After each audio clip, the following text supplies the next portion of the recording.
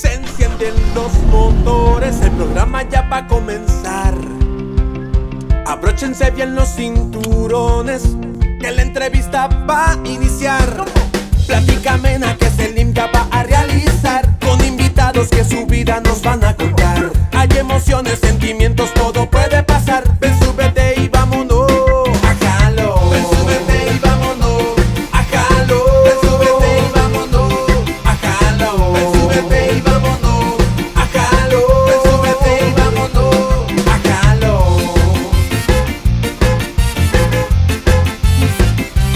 A jalo. Ven, súbete y vámonos a jalo. Ven, súbete y vámonos a jalo. Ven, súbete y vámonos a jalo. Ven, súbete y vámonos a jalo. Ven, súbete y vámonos a jalo. Con Selim López. Hola, ¿qué tal? Muy buenas, bienvenidos a Jalón, les saluda Selim López. Estamos preparados y listos para el programa de este día, domingo de Oscars. Y bueno, para darle un espacio a la gente, que no solo es política y que no solo hablamos de elecciones y ese tipo de cosas, hoy he invitado a un muy buen amigo. Lo conozco desde hace mucho tiempo, fue compañero mío en la universidad, en la carrera de periodismo, y hoy tiene un exitoso canal de crítica cinematográfica que se llama Malditas Películas en todas las redes sociales. Hoy voy a estar hablando con Eduardo Calix para hacer un análisis de cómo está el cine, cómo ha estado el cine durante la pandemia y cómo se van a desarrollar esta entrega de los premios con estas características por todo el distanciamiento social y el COVID. Así que le pido que después de esta pausa conozca la historia de vida de Eduardo Calix, pero también de su canal Malditas Películas y el análisis de los nominados a esta noche en los premios Oscar.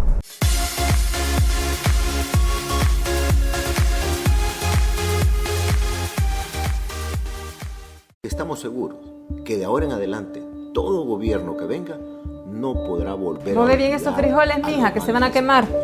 Ese es el legado de Vida Mejor. Y dale con estos.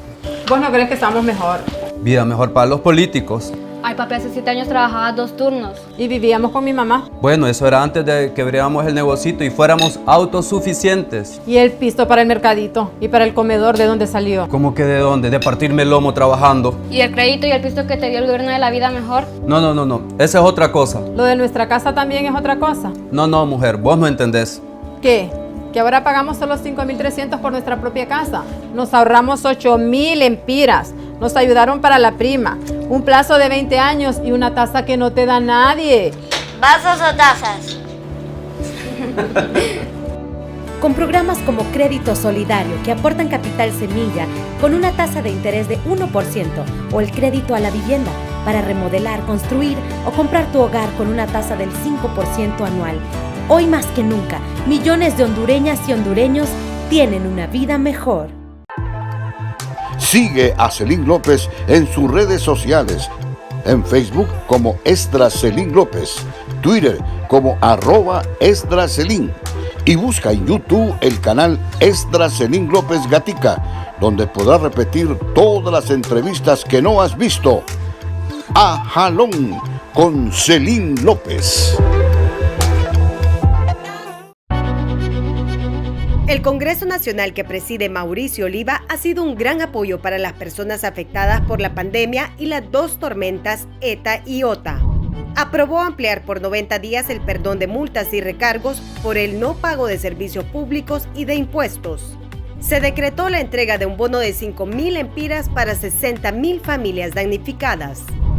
Se permitió la entrega de un bono especial para que el interés de los préstamos para compra o construcción de vivienda, así como para el desarrollo del agro y las MIPYMES, sea de solo el 5%. Congreso Nacional abierto, plural y democrático.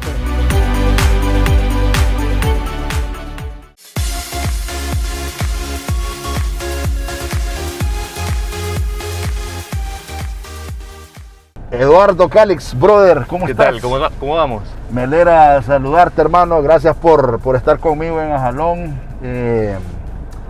Estaba recordando antes de arrancar el programa que fuimos compañeros en la máxima casa de estudios en la Universidad Nacional Autónoma de Honduras. Es un verdadero placer reencontrarme con vos para hablar de algo que usualmente o que en las últimas semanas la gente ni se imagina que iba a hablar. Hemos estado en temas políticos, en temas de todo esto de las elecciones, y dije yo, no hombre, tengo que hacer un alto en esto, tengo que poner algo diferente, y hoy se celebran los Oscars. Así es. Vos tenés un influyente canal en YouTube sobre críticas de las películas, y qué mejor que con un amigo, un viejo amigo, hablar de las películas, de lo que vamos a ver este año, atípico. Así es. Y bueno, todo ese mundo que es fascinante, ¿verdad? Así que muchas gracias por estar conmigo. No, gracias, Esdras, por invitarme, compañero, como vos lo decís, Sí. en gran parte de la carrera, conocidos, amigos desde hace mucho tiempo, y para mí es un verdadero placer y de verdad un gusto y un honor que me hayas invitado a tu programa este día. Bueno, solo corregirte, y así como hay actualizaciones en los sistemas operativos de los teléfonos y todo, el Esdras lo dejé en la Autónoma y ahora me dicen Selim. Perfecto. Ya que bueno, esto es evidencia de la cantidad de tiempo que nos conocemos, que yo te conozco como Esdras. Sí, claro que sí. De la universidad. Esdras de la U, pero ahora ya como comercialmente, profesionalmente Selim, ¿verdad? Así Selim. que por eso se llama A Jalón con Selim López. Perfecto. Así que gracias, y tengo que arrancar, Eduardo, como con todos mis invitados. ¿Dónde tenés el ombligo enterrado? Aquí en Tegucigalpa, 0801, 100%. Yo soy de las personas nacidos, criados en Tegucigalpa, que ama esta ciudad, y que justamente por eso creo que las personas que crecimos aquí en Tegucigalpa somos los que realmente podemos ver esa belleza como de princesa sin fortuna que tiene esta ciudad, a pesar de todas sus desgracias, a pesar de todas sus carencias. Es una ciudad muy hermosa y con un carácter también cosmopolita, ahí esperando a ser desarrollado. Sí, fíjate que sí, yo también coincido que Tegucigalpa es especial. Mi futura esposa es de San Pedro y me dice, yo no sé qué es lo que le gusta es a Tegucigalpa, usted todo es enredadera. Sí. y nunca se entienden las calles. ¿A dónde? No, allá en la pulpería donde el viejito, que no sé qué, es un desorden. Me dice, no, pero es espectacular Tegucigalpa. Pero te voy a decir que justamente esa capacidad del capitalino de ubicarse de esa manera te permite ubicarte en cualquier parte del mundo. Sí. Esa es mi teoría. Sí. Y lo he comprobado en algunos sitios, Fíjate que te que permite ubicarte en cualquier lugar. Sí, fíjate que sí, tenés toda la razón. Una pequeña anécdota, y no por querer sonar así afachentoso ni nada. Estoy con mi hermano en París, en Francia, y me dice, no, pues vamos a ver el partido del París, y agarramos el tren, ponele, como quien está en el Estadio Nacional, y el estadio estaba en Amarateca. Y entonces, bueno, viajamos y todo, y llegamos a la estación allá para el Parque de los Príncipes. Y yo, como buen caliche, va. Parque de los Príncipes, le digo, ¿dónde está? ¿Dónde? Le digo. Y entonces ya me iban enseñando, y ya nos ubicamos rapidito y llegamos al estadio. Eso que decís es cierto. Lamento sí que Tegucigalpa, por ejemplo, ha perdido su clima. El clima que era tan delicioso, ¿verdad? Ese frío delicioso, ahora ya no por tanta tala de árboles. Claro, vos recordarás cuando, bueno, nosotros seguramente tenemos la misma edad. ¿Cuántos tenés? Yo tengo 36 años. Yo tengo 34. Bueno, alrededor de los mediados de los 90, finales de los 90, vos recordás que en septiembre, octubre, vos salías 7 de la mañana cuando íbamos al colegio, qué sé yo, y estaba frío que salía vapor de tu boca, ¿no?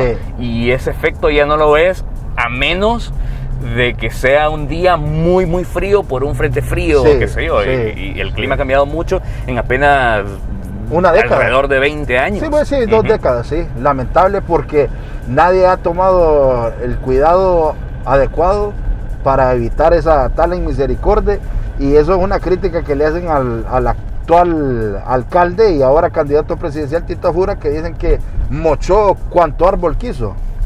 Exactamente, y también un poco el efecto del cambio climático, que es un efecto global y que muchos líderes todavía se niegan a ver, a pesar de evidencias como esta. Sí, claro que sí.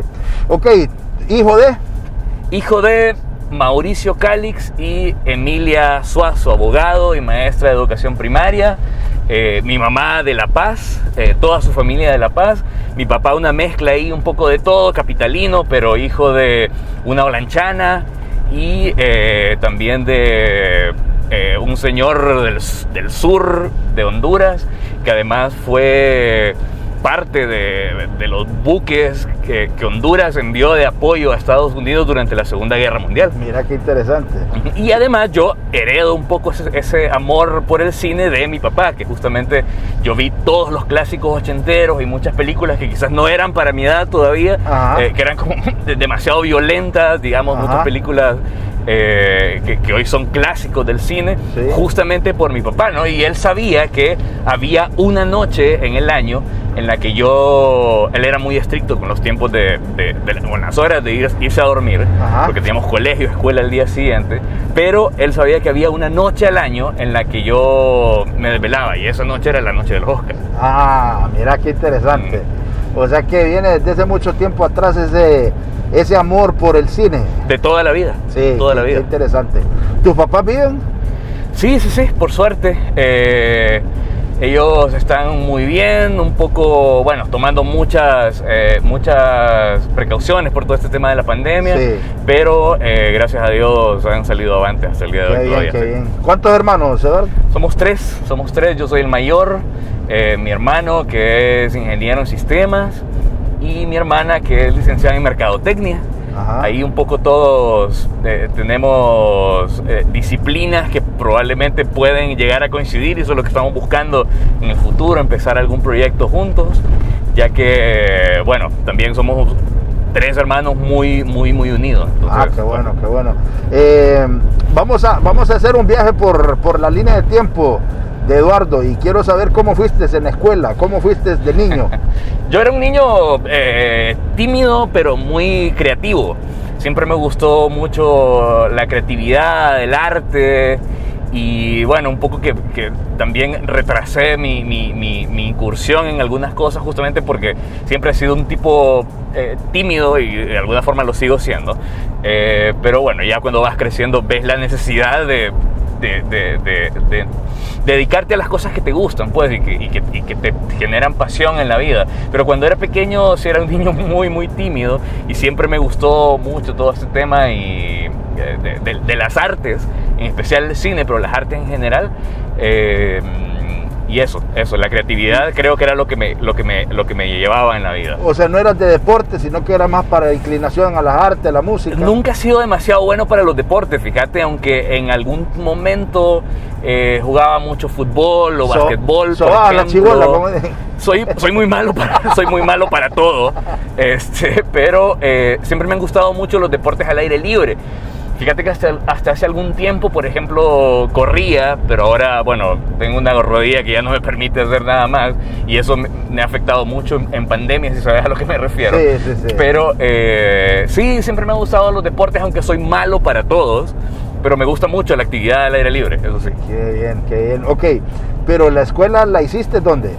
La escuela la hice en una escuelita chiquitita de mi colonia que se llamaba Despertar Infantil. Era una escuela pequeñita que quedaba a una cuadra de mi casa. Yo la miraba desde el portón de la casa, la podía ver todo el tiempo, era terrible. Entonces, era una escuela muy linda porque a pesar de todo eso, justamente porque éramos poquitos niños y éramos niños de la misma colonia, las maestras, que también eran de la misma colonia, eran muy dedicadas a los niños. O sea, me refiero a que no solo eran maestras que tenían mucha vocación de enseñar, sino que además genuinamente les interesaban los niños, que creo que eso es una carencia que tiene muchas veces el magisterio actual.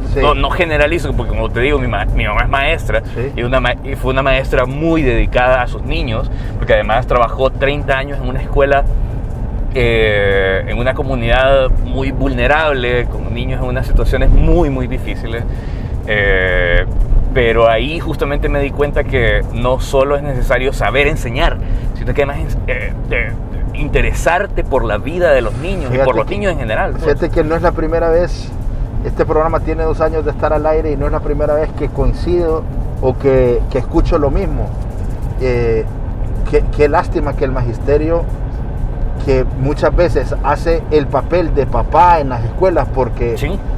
Estás más tiempo vos con tus maestros que con tus propios papás, no tiene ahora ese tacto para poder con cariño y con dedicación y con preocupación genuina saber cómo están los hipotíos. Sí, yo tampoco los culpo, fíjate, porque al final se trata de una vocación.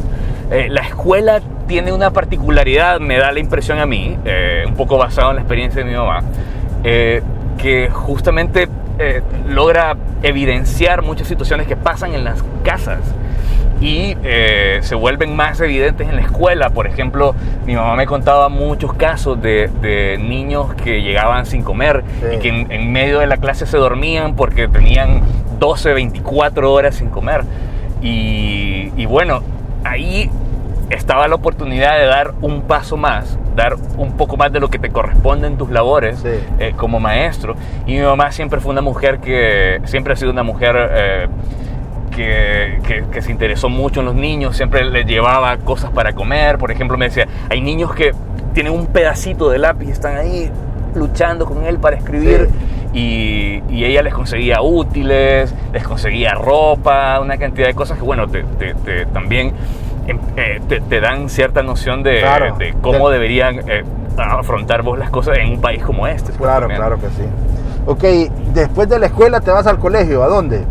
Yo estudié en el Instituto San Francisco, un colegio en el que yo insistí en estar. ¿Por qué? Le insistí a mi papá, porque mi papá quería que yo estudiara en el San Miguel. Y la verdad es que había algo en el San Francisco que siempre me llamó la atención. Yo no te sabría decir qué, pero bueno, eventualmente me di cuenta también que es un colegio que graduó a mucha gente importante de este país, dentro de la que yo no me cuento, por supuesto, pero te lo digo como anécdota, y donde también conocí muy buenos amigos. Tengo mis reservas respecto a la forma de enseñanza que tiene que ver con el catolicismo también, pero sin duda años que yo guardo en un lugar muy especial de mi corazón. Fue una etapa también muy, muy linda. Qué interesante. ¿Alguna anécdota de colegio? O sea, porque me imagino que ese niño tímido de la escuela tuvo que ir sacando las garras ya con las gavillas y todo eso, ¿eh? No sé si tanto, porque mis gavillas quizás eran también gente muy tranquila, pero te voy a contar que ahí encontré algún par de amigos que también compartían esta pasión por el cine. Entonces creo que si en algún momento yo empecé a hablar de cine con otra gente, fue justamente en el colegio, cuando nos reuníamos con mis amigos, que con ellos con el grupito todavía somos amigos el día de hoy, y que tenemos la tradición de reunirnos justamente el fin de semana antes de los Oscars para tener una discusión amplia y muy interesante sobre todas las películas nominadas. Entonces creo que ahí empezó esa tradición de no solo ver cine, sino que compartir los puntos de vista con alguien más. Qué interesante. Ok, ¿y estudiás periodismo porque era lo más cerca al cine en cuanto a carrera? Fíjate que probablemente sí. Yo no lo había pensado de esa forma, pero o sea, porque en Honduras lamentablemente pues tenemos solo profesiones básicas. Exactamente. Y no tenemos esa es que aquí son o colores primarios o no hay intermedios. O blanco y negro. Sí, y no hay intermedios, y lamentablemente esa variedad de colores en el mundo entero es lo que le permite.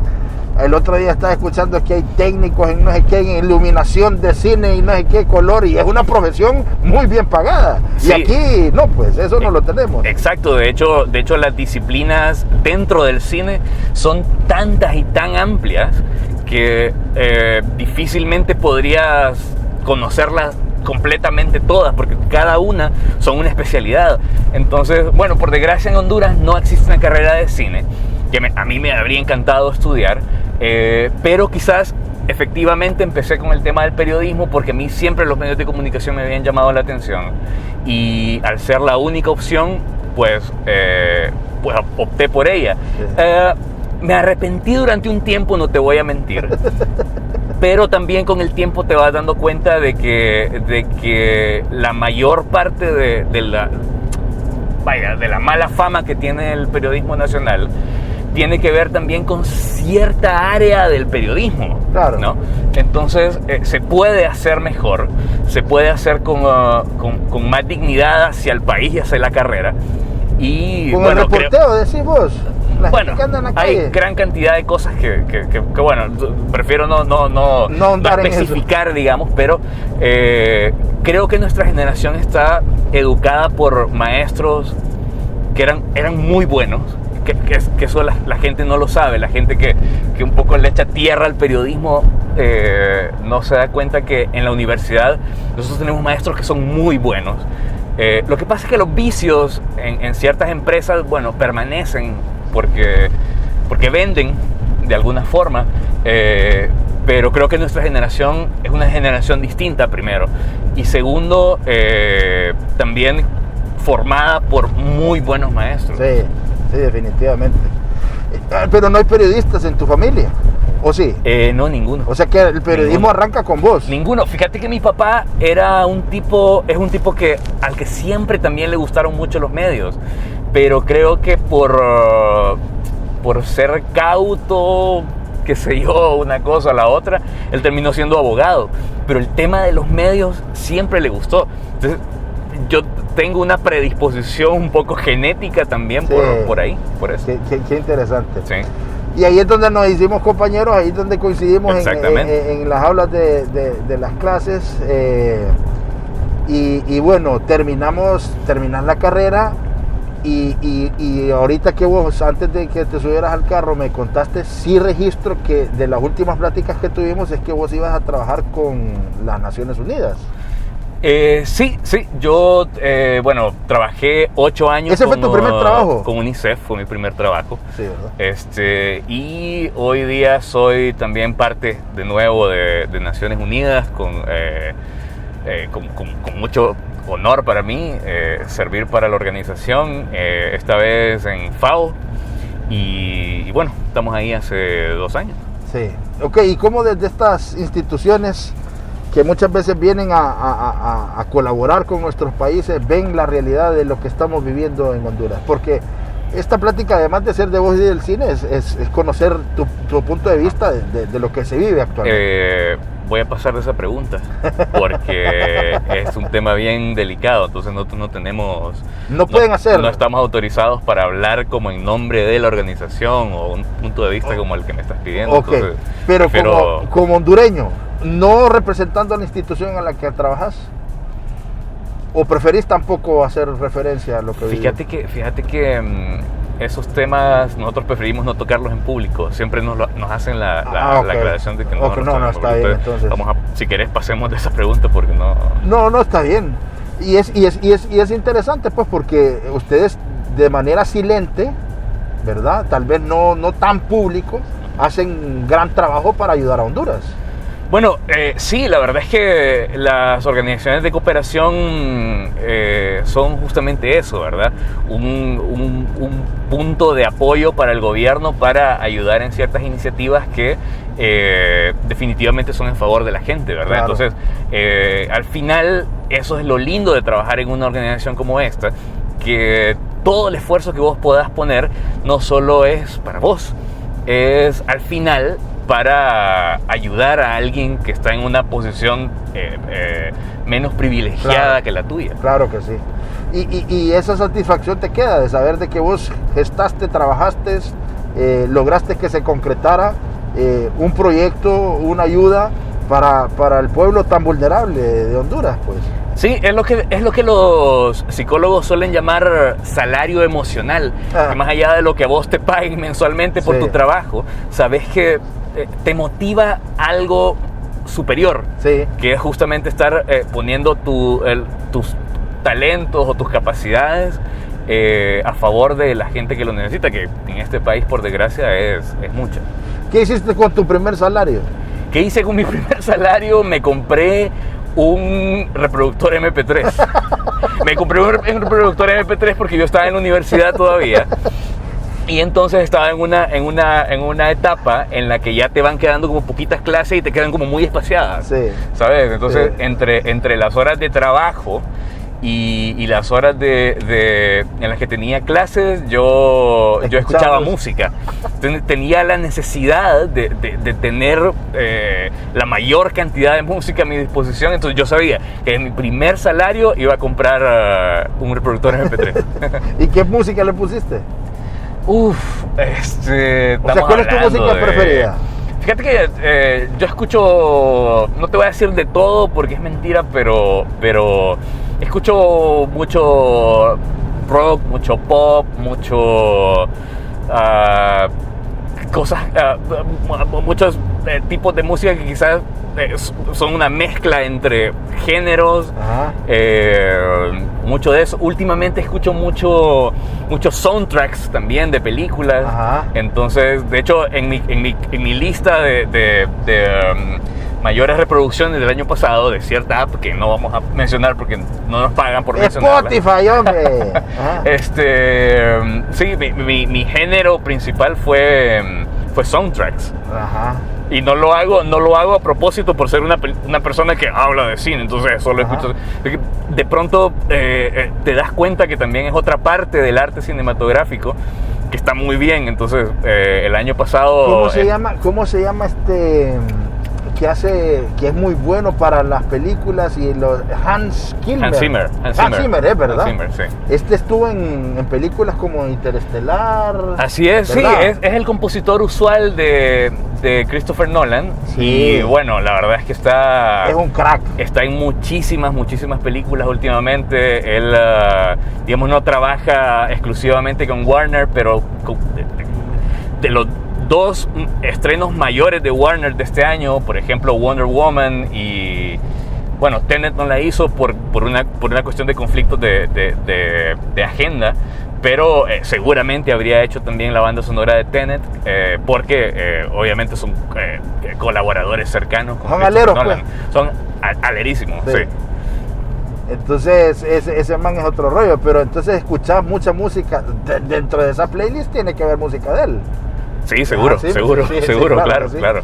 Ok, entonces te compraste el MP3, seguiste trabajando. ¿Cuánto tiempo? Porque me dijiste que estuviste por 2 tiempos, o sea, por dos temporadas, si lo querés decir. Sí, la correcto. Primera temporada duró ¿cuánto? 8 años. 8 años en esta organización. ¿Y después te salís para qué? Para empezar un negocio propio, justamente una productora de contenidos audiovisuales dedicada exclusivamente a todo el tema de la comunicación para el desarrollo, que era lo que yo hacía en mi primera temporada, digamos, en Naciones Unidas, y lo que hago ahora todavía. Entonces, bueno, me parece que había un bache ahí de mercado había muchas empresitas que se dedicaban a lo mismo, pero todas quizás de una forma más comercial, más dedicadas a la publicidad o más dedicadas a todo un poco. Yo quería especializarme en el tema que a mí me gusta, y fue una etapa muy linda porque además me permitió trabajar con muchos otros temas relacionados con la cooperación, con población indígena, derechos de las mujeres, a todo el tema de medio ambiente también. Entonces te vas dando cuenta un poquito de esa cantidad de problemáticas del país, y obviamente eso te crea una visión más amplia del país en el que estás, ¿no? ¿Y cuánto tiempo estuviste en tu productora? En la productora estuve alrededor de 3 años, hasta que, bueno, toda la situación política de hace 3 años sí, mermó las oportunidades. Sí. Y bueno, me obligó a echar un poco atrás, coincidiendo también con que mi hija venía en camino. Entonces reconozco que me paniqué un poco y opté por volver a lo fijo, al redil, digamos. ¿Cómo lamentablemente la política en Honduras puede, y los políticos, porque la política es una ciencia, pues, pero cómo los políticos tomando malas decisiones pueden afectar el progreso, la visión, los sueños, las ideas que tiene alguien para salir adelante? Y sí, por desgracia, así es. Pero bueno, la verdad es que las crisis también crean nuevas oportunidades. Claro. Y justamente al no poder dedicarme 100% a algo que yo amaba, porque yo amaba trabajar en mi negocio, ahí surgió también la posibilidad de empezar un proyecto distinto, que en este caso fue el tema del canal. Del canal de YouTube. Así es. Ok, entonces coincide en ese periodo de tiempo que el nacimiento del concepto de Malditas Películas. Así es, Malditas Películas surgió justamente porque durante el tiempo que yo tuve el negocio también tuve un podcast, Before It Was Cool,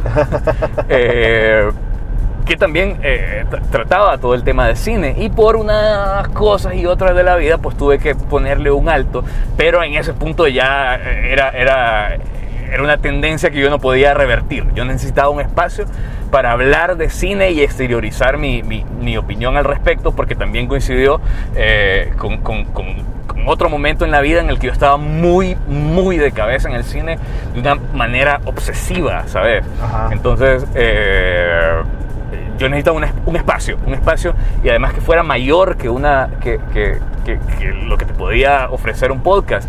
Y de ahí surgió la idea de empezar a hacer el canal en YouTube, que además yo miraba más horas de YouTube de las que me gusta reconocer. Y nada, un día manejando mi trabajo, pensando, tenía una lista larga de nombres, una lista larga y otra lista corta, pero ninguno me gustaba. Y una vez manejando el trabajo, escuchando la radio, simplemente fue una epifanía. O sea, Malditas Películas, este es el nombre, ya, listo. ¿Pero por qué Malditas Películas? Fíjate que Malditas Películas un poco porque justamente, como te decía, es una adicción, ¿sabes? Ajá. Y cuando las cosas se te vuelven una adicción, también empezás a sacrificar otras cosas para suplir la adicción, en este caso el cine, ¿no? Sí. Tiempo de familia, tiempo de descanso, etcétera, etcétera. Sí. Pero en el fondo yo estaba buscando, esa es una historia que me gusta contar. En el fondo lo que yo estaba buscando era un nombre llamativo para el canal que fuera distinto a lo que normalmente se encontraba, si vos ponías un poco los términos de búsqueda en YouTube. Y escuchando una radio argentina de una empresa de venta de ¿cómo se llama? De ingredientes para cervecerías artesanales. Ajá. Se me ocurrió, creo que se llamaba Malditos Lúpulos, Malditos Ajá. Algo. Ajá. Y bueno, y dije, este es el nombre. Qué interesante. Paréntesis, el amor y tu esposa, ¿estás casado? Sí.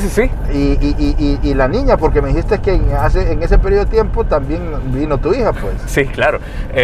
Mi hija tenía 6 meses cuando yo empecé el canal.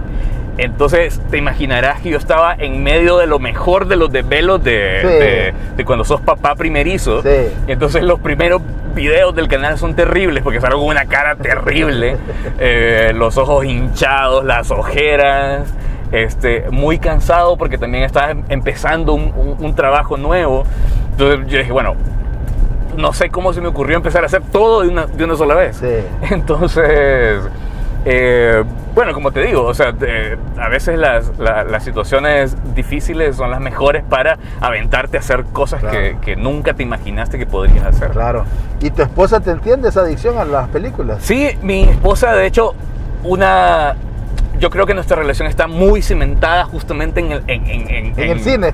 En el amor por el cine, primero. O sea, nos conecta el amor por el cine en primer lugar. La primera date fue al cine, justamente. De hecho, fíjate que sí. Y seguimos teniendo una tradición de ver películas casi todos los días.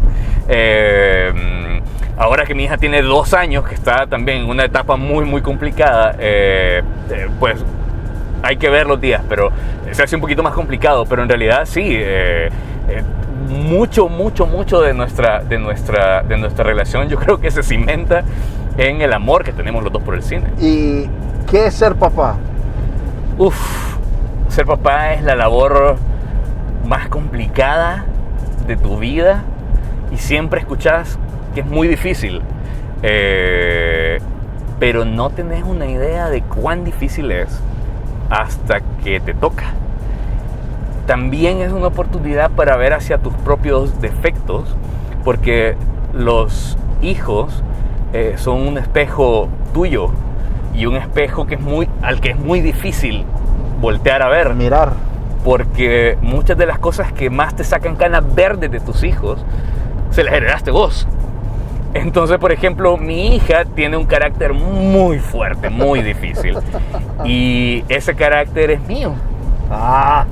Entonces, también te obliga a pensar cómo lidiar con ciertos rasgos de personalidad con los que vos has luchado toda tu vida, pero nunca has podido resolver, quizás. Y ahora tenés que hacerlo, tenés que afrontarlo, porque tenés que enseñarle a tus hijos cómo superar y ser mejor que todas esas cosas. Como por ejemplo, mi hija es una niña muy, muy ansiosa, y eso lo heredó de mí. Y yo nunca he sabido lidiar bien con esa ansiedad, ¿sabes? Entonces, ahora que la tengo a ella, me obliga a plantearme a mí cómo hago yo para superar esto. Exactamente. Y eso te ayuda a vos también. Porque al momento, al momento en que vos encontrás una técnica, la aplicas para vos y se la enseñas a ella. Sí, es que a la larga la paternidad es un proceso de aprendizaje más para vos como papá que para los niños, te lo juro.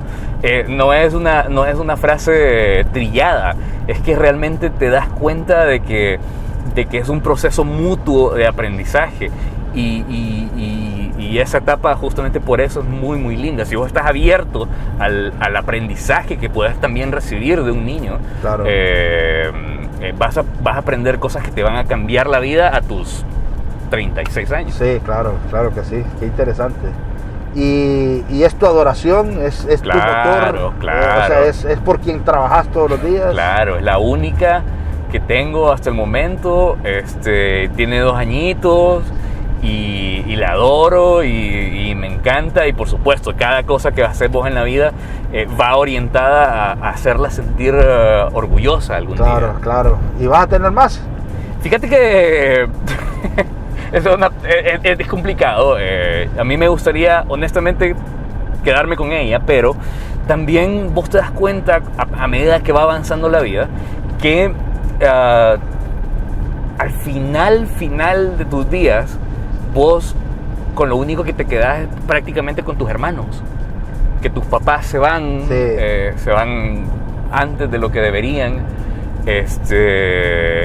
Y al final tu apoyo, yo lo estoy viendo por ejemplo en el caso de mis papás, tu apoyo terminan siendo tus hermanos. Entonces no quisiera privarla también de la experiencia de tener hermanos, justamente porque yo también lo vivo con los míos, como te digo, somos 3 hermanos muy unidos. Entonces sí, claro, estamos pensando quizás pronto abrir nuevamente la fábrica. Claro, una vez más. Y ya estuvo. Sí.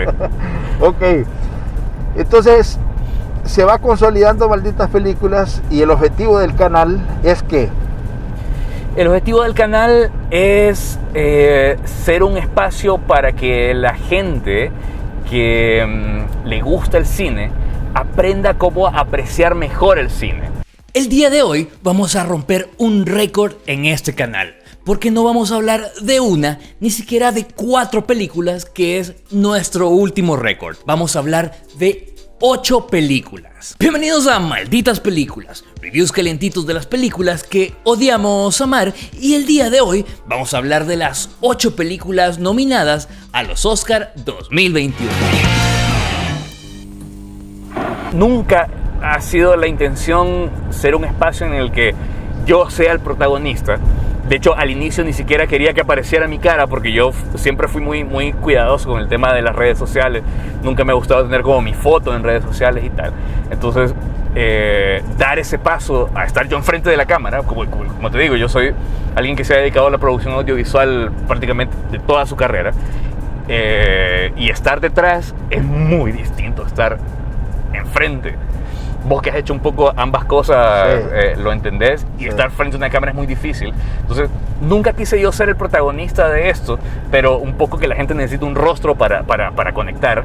Pero la intención del canal siempre ha sido que mi opinión sirva también para generar criterio en la gente que le gusta el cine y que sepa cómo juzgar mejor una obra cinematográfica, y que aunque a todos nos gusta el cine comercial y el cine, bueno, un poquito más relajado, que también la gente descubra cine diferente, que hay cine un poquito más sustancioso, artísticamente más rico. 30 segundos. Bueno.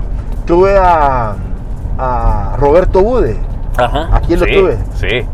Un crack, Roberto. Claro, Y claro. le digo, oíme Roberto, le digo, fíjate que el otro día cometí el error, le dije yo, de ver Saló y los 120 días de Sodoma, de Pasolini.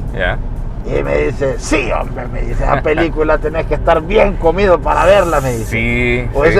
Ese tipo de cine es un cine que no es comercial, y que, viendo un artículo, decía, las películas que son más sádicas, pero que usted por lo menos tiene que ver una vez en la vida. Sí. Y empieza a ver la lista y empecé a buscarlas, y esa que te menciono está en YouTube. Y me la eché toda, hermano, pero ¡oh! ¡Qué cosa! Ese Pasolini era... Hay cine que... Es cine gore, ¿verdad? Sí, también. O sea, cine como muy sangriento, muy... Sí, muy violento, Sí, violento. sí, muy descarnado, Sí. muy difícil de ver. Fíjate que el cine, al igual que muchas otras artes, es tan amplio que hay un poquito para todos. Hablándote un poquito de las películas que están nominadas, por ejemplo, hay cine que es más artístico. Por ejemplo, hay una película danesa que está nominada a Mejor Película Extranjera ahora mismo, que se llama Druk en su idioma original, Another Round, ya traducido en inglés, que es una película, digamos, más de corte artístico, pero es una película muy entretenida. Ahora, también está nominada como mejor película la película The Father, con Anthony Hopkins, que es un drama que tiene trazos de incluso de horror psicológico, y que es una película que necesitas estar un poco en cierto estado anímico para verla, porque es muy dura, ¿sabes? Porque habla mucho, habla principalmente de una persona que está, digamos, en las últimas etapas del síndrome de Alzheimer.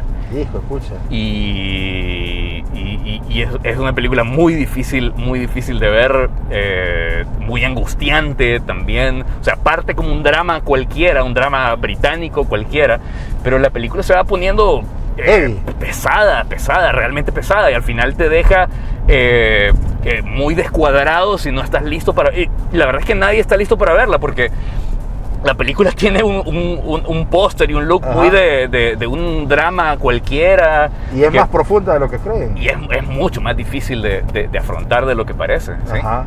¿Qué otras películas van a participar en este? Bueno, fíjate que... Es que te traje para eso, y la verdad es que estábamos hablando un poquito de todo, y digo yo, bueno, ya que mencionaste, para que aterricemos en función de lo que vamos a ver o lo que estamos viendo en este día, y específicamente cómo esta pandemia ha venido a cambiar todo, pues porque las salas de cine cerradas, ¿no? O funcionando a medio vapor. La verdad es que toda la pandemia ha sido un golpe duro para el cine, que al ser una industria de entretenimiento, en general el cine no suele ser muy vulnerable a las crisis, pero las características de esta crisis en específico sí significaron un golpe importante para toda la cadena de la industria cinematográfica, desde la gente que produce las películas hasta la gente que las distribuye y las exhibe. Entonces ha sido un año difícil, y justamente por eso estas nominaciones de este año, estas películas nominadas de este año, tienen unas características muy particulares. Fíjate que normalmente en Hollywood se suelen se suelen nominar películas que son flagships, digamos, de los grandes estudios con mucho presupuesto y que son muchas veces confeccionadas también para el Oscar.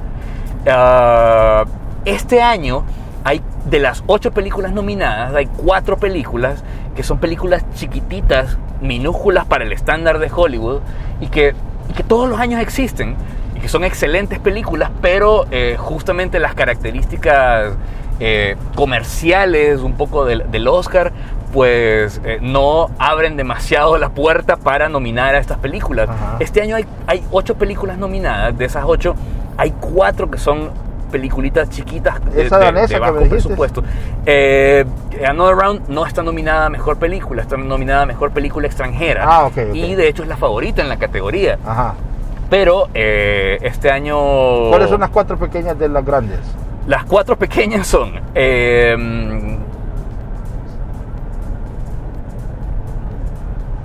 Ahí vas a... Ahí tienes que editar. No, así déjalo, así se va. Son, a ver, Nomadland, Judas and the Black Messiah. Esa vi el tráiler. Judas and the Black Messiah es una locura de película. ¿La viste ya? Sí. Yo ya vi las 8 y de hecho tengo un video en el canal en el que hablo sobre las 8 películas nominadas, doy un poco mi opinión. Es una película increíble que posiblemente, acaparó muchas de las categorías más importantes y tiene 2 actuaciones que al centro de la película que son absolutamente brutales, que yo creo que si no va a ganar ninguno de esos 2 actores justamente porque está nominado Anthony Hopkins con su actuación en The Father, justamente de la que estábamos hablando antes, y que es una actuación brutal. Está nominada también Sound of Metal. Ajá. Está nominada son tantos nombres que Bueno, esas 4. Y las otras 4 son ya de estudios más grandes. Sí, claro, está Mank, por ejemplo, que es una película de Netflix, pero con una cantidad de presupuesto increíble, con Gary Oldman, por ejemplo, en el papel principal, David Fincher en la dirección, que regresa desde su primera película desde 2014. Hay películas como The Trial of the Chicago 7, por ejemplo, que es dirigida por Aaron Sorkin, alguien que es colaborador usual de David Fincher justamente, y que están nominados ahora juntos en las categorías. Tenemos películas como Minari, que es otra película chiquitita también, Promising Young Woman, que es una película también muy importante porque habla un poquito de todo el tema del abuso sexual. Pucha. Y por eso ha creado un poco de anticuerpos, como te imaginarás, pero es una película también súper entretenida de ver y me parece a mí una gran herramienta para mostrar, por ejemplo, en colegios o universidades para concienciar un poco a los jóvenes de ciertas situaciones que muchas veces pasan por normales, ¿no? Entonces... sí, hay películas muy interesantes nominadas este año que creo que vale mucho la pena ver. Hay mucha calidad este año justamente. Si vos tuvieras que decir quién es el que se lleva el Oscar.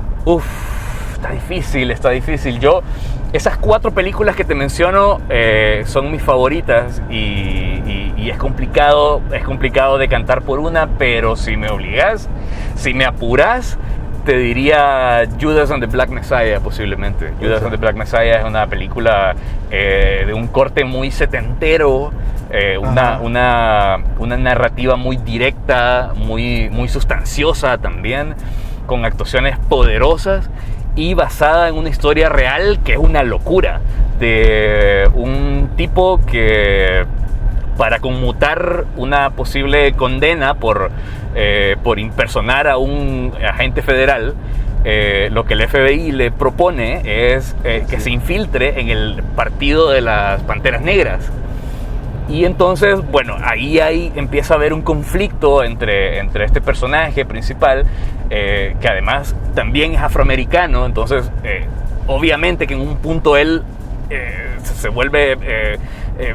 ¿cómo se llama? Afín con la causa de las Panteras Negras, pero él tiene una misión que tiene que ver directamente con la posibilidad de mantener su libertad. Entonces hay mucho puja de poder dentro de la película, y eso para las narrativas siempre es interesante. Y como te digo, o sea, perfectamente actuada, Daniel Kaluuya, Lakeith Stanfield y Jesse Plemons en los 3 papeles principales, que están increíbles los 3, dirigidos por Shaka King, que es un director que esta es su segunda película, pero yo siempre digo que además tiene un nombrazo, Shaka King. Y está nominada también a mejor fotografía, tiene una fotografía increíble. Yo creo que para mí, dentro de... Sí, habiendo 4 candidatas de esas 8 que son excelentes películas, en un sentido o en el otro, esa sería la mía. Sí, y qué interesante. Qué interesante porque en medio de todo esto, pues, sí se las ingeniaron para poder sacar estos productos, estas películas y hacer una ceremonia que, si no mal recuerdo, el año pasado no se hizo, ¿verdad? El año pasado se hizo, lo que pasa es que los Oscars suelen ser en febrero, ¿sí? Siempre tradicionalmente, ¿sí? En febrero. Entonces, toda esta emergencia alcanzó a Estados Unidos poquito después, en el año. En febrero del año pasado ganó Parasite, ¿verdad?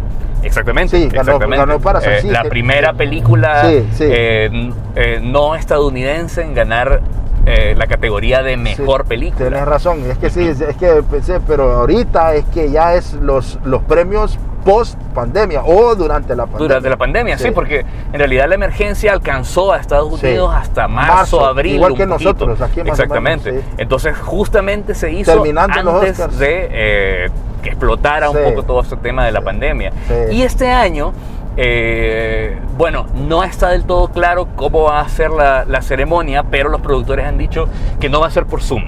O sea, no hay un enlace de Zoom disponible para los invitados para que puedan entrar ahí, no existe. Entonces lo que se rumora es que la ceremonia va a ser en vivo, eso se sabe, pero va a ser desde distintos lugares. Normalmente el Dolby Theater es el teatro que en la era moderna, digamos, es el que aloja a los Oscars, es la casa de los Oscars, y que alguna parte se va a transmitir desde el Dolby Theater con mucho menos público. Lo que se sabe es que están invitados nada más las personas que están nominadas y poco más. Normalmente no va a haber como en otros años invitados, etcétera. Entonces se va a hacer desde distintos puntos de Los Ángeles, incluyendo el nuevo museo de la Academia que van a abrir este año y que seguramente aprovecharán la gala para presentar, porque el museo está prácticamente terminado ya, esperando un poquito que se normalice la situación en Los Ángeles, una ciudad que ha sido muy golpeada por la pandemia, para abrirlo al público, y que en Malditas Películas estamos esperando la posibilidad, quizás el próximo año, de hacer un viaje a Los Ángeles, y uno de los sitios que queremos visitar justamente para registrarlo para el canal es este nuevo museo de la Academia, que por lo que se sabe va a ser impresionante. Espectacular. Sí. Ok, y qué interesante, porque sí, te veo muy apasionado y creo que encontraste tu nicho, por decirlo así, donde lo disfrutas, y yo creo que en la medida que uno disfruta algo, pues no es trabajo, sino que es una alegría poder dedicarle tiempo a esto. Totalmente. Y el cine como tal es espectacular, pues, o sea, qué capacidad de esta gente de por hora y media, 2 horas, sacarnos de nuestros problemas, meternos como espectadores y poder disfrutar de una creación, de una historia, sentir empatía, sentir tristeza, sentir todas las emociones que puedas tener, y esa es una industria que nunca debe morir. ¿Cómo está Honduras? ¿Cómo ves desde Malditas Películas el cine en Honduras? ¿Está haciendo sus pininos, su esfuerzo? Somos muy críticos con lo nuestro, eso siempre hemos sido así, no nos gusta consumir lo nuestro, pero ¿cómo ves el cine hondureño? Sí, bueno, mira, yo te voy a quizás a contradecir en esa opinión, porque justamente estamos platicando hace un rato que el video más visto de Malditas Películas es justamente el único review sobre una película hondureña. Y no te estoy diciendo más visto por poquito, estoy diciendo más visto por mucho. Y cuando vos te metes a las métricas de YouTube, a ver cómo la gente llega, cómo la gente descubre ese video, lo descubren porque la gente está buscando activamente el término cine hondureño. Eso lo que te revela es que hay un interés muy fuerte de la gente por consumir producto nacional. Analizar una película nacional no es fácil, porque hacer cine en Honduras tampoco lo es. Aún así, la brecha tecnológica se ha acortado en los últimos años y el cine nacional va teniendo una voz propia, por lo cual justificar una producción con el clásico "está buena para ser hondureña" ya no es una excusa. Bienvenidos a Malditas Películas, reviews calientitos de las películas que odiamos amar. Y esta semana vamos a hablar con justicia pero sin condescendencia de una película nacional, Café con sabor a mi tierra. Ahora, por supuesto que la gente es muy crítica porque un poco mide con la misma vara las películas que ven de Hollywood, que te digo que la película más pequeña de las que están nominadas este año costó $5 millones y eso es un presupuesto realmente minúsculo para lo que es el estándar hollywoodense, y la película más costosa en Honduras costó $3 millones. Entonces no hay el parámetro nunca es el ¿Cuál mismo es la que para costó juzgar. $3 millones? Esa fue Morazán. Ah, pucha. Y bueno, $3 millones. Sí, justamente porque fue una coproducción que tuvo plata de aquí y de allá, entonces bueno, lograron hacer, bueno, era una producción de época también, sí, que necesitaba mucho vestuario, ambientar. Y bueno, claro, por supuesto. Entonces, bueno, me parece a mí que fuera del tema técnico, que creo que ya lo hemos superado, hoy día la tecnología está muy a la mano de todo mundo prácticamente. Me parece que lo que necesitamos es, uno, confiar en nuestras propias historias. Y por propias historias no me refiero a historias que estén ambientadas en Santa Lucía o en las Islas de la Bahía, ¿ya? O sea, tenemos que superar un poco el tema del cine turístico, el local, que le llamo yo. Sí. O sea, me refiero a ver hacia nuestras propias historias. Todos conocemos en la vida una historia que vos has dicho, podrías escribir un libro o podrías hacer una película con esa historia. Historias que pasan en el día a día de esta nación. Creo que nos falta un poquito ver hacia nuestras propias historias, nuestros propios problemas, nuestra propia historia, claro, para empezar a tener cine más interesante. Y por el otro lado, el cine, por desgracia, es un arte para el que se necesita mucho dinero. Entonces, en la medida de que se pueda crear alguna vez un fondo nacional de cine, como en otros países, creo que vamos a empezar a ver ahí un crecimiento interesante. Yo creo que donde está la parte más interesante ahora mismo en el cine es en los cortometrajes. Hay mucho cortometraje muy bueno, con mucha calidad narrativa y técnica.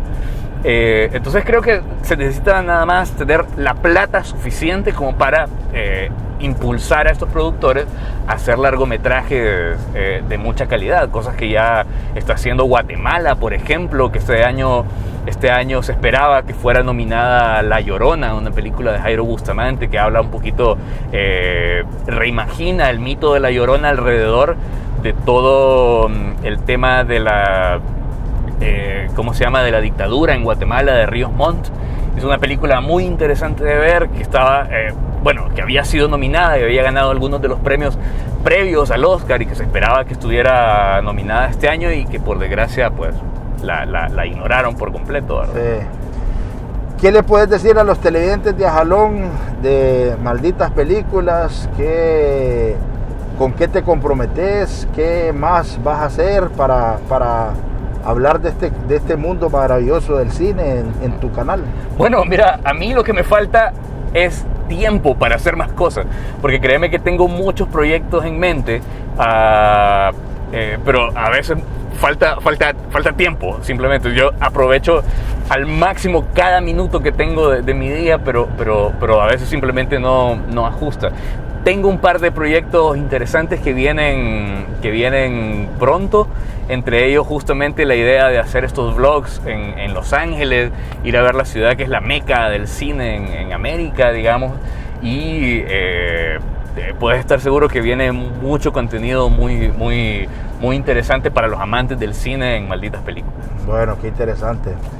Eduardo, muchas gracias de verdad por este tiempo, por poder hablar del cine, que esta sea la primera, no la última. Hombre, con gusto. Que platicamos, y te traigo un recuerdo, ¿verdad? Estas son las mascarillas, hay que estar, si las sacas y te las pones encima de la tuya. Claro, con gusto. Hay que estar a tono con la realidad, y bueno, pues ahí está. Mascarilla doble dicen ahora que te mascarilla doble, sí, más vale. Sí. Entonces te pones la tuya y te pones la de Jalón. Gracias, buenísimo, ahí estamos. Y gracias por haber estado con nosotros. Síganlo a Eduardo en Instagram, Malditas Películas. En Instagram, Malditas Películas. ¿Sí?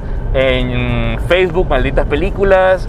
En Twitter, @Malditas Pelis. Ajá. Y en YouTube, por supuesto, como Malditas Películas. Ahí suscríbanse, denle like, comenten, que eso es lo que yo busco, que la gente crear una discusión alrededor del tema. Claro. Y yo siempre contesto todos los comentarios ahí en el canal. Gracias, Eduardo, y gracias a ustedes por haber estado con nosotros. Los esperamos el próximo domingo. ¡Feliz día! Se encienden los motores, el programa ya va a comenzar. Abróchense bien los cinturones, que la entrevista va a iniciar. Plática amena que Selim ya va a realizar, con invitados que su vida no